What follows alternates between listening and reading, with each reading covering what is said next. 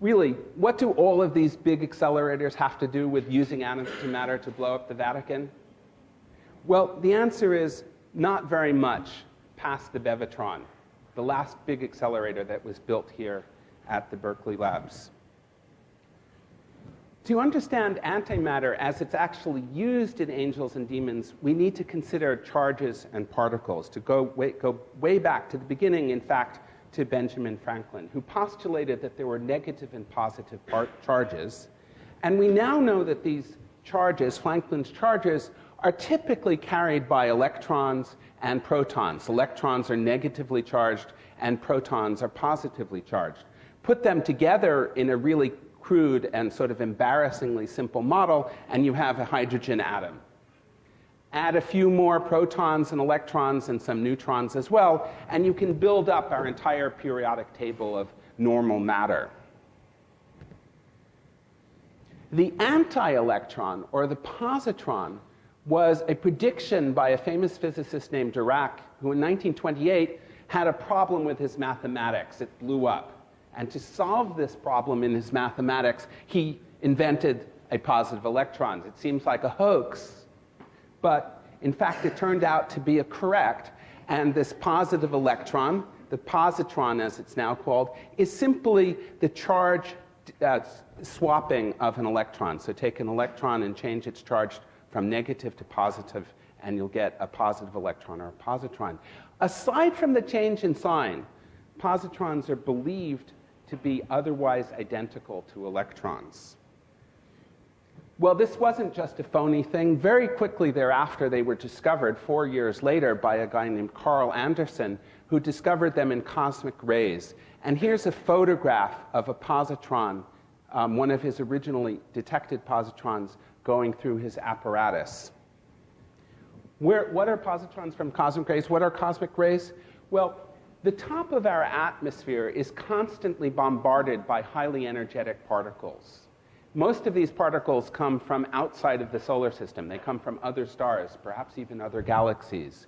And they move so fast that when these particles come in and hit, say, an oxygen molecule at the top of our atmosphere, they split the nucleus of that oxygen molecule. In fact, not only do they split the nucleus, they split the things that are inside the nucleus. And you get a shower of different particles that come out. In this depiction, this proton is turning into several different types of pions. And these pions themselves, which are a very strange sort of particle, are themselves hit other nuclei, and they split, or they spontaneously split all by themselves into yet more particles. And the net result is that we get a shower of particles coming down from every proton that hits our upper atmosphere. Here's a depiction of such a shower. One proton comes in, and it creates initially maybe 2 or 3 other particles, and each of these particles split again, creating more and more particles, so that we wind up with an enormous number of particles down here at ground level. In fact, as you sit there out in the atmosphere, there are some of these cosmic rays coming down and going right through you, particularly a type of particle called a muon. And there are approximately 1,000 muons per second coming down and hitting you, going right through you at the moment from these cosmic ray showers. Now, there are also naturally occurring sources of positrons. There's an isotope of potassium, potassium-40, which is very commonly found in things like bananas. And this is a rare but not that rare isotope. About 1 atom in every 10,000 of potassium is potassium-40. And potassium-40 emits positrons. It emits antimatters.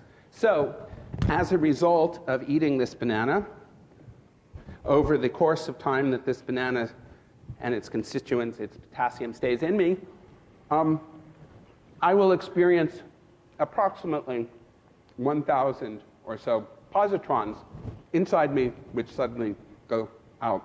Now, of course,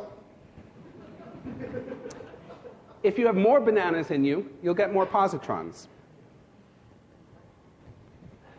Oh, where's the sound here? Then begin to talk about the Christmas tree. I hope that That means that everyone is glad to see the lady in the tutti frutti hat.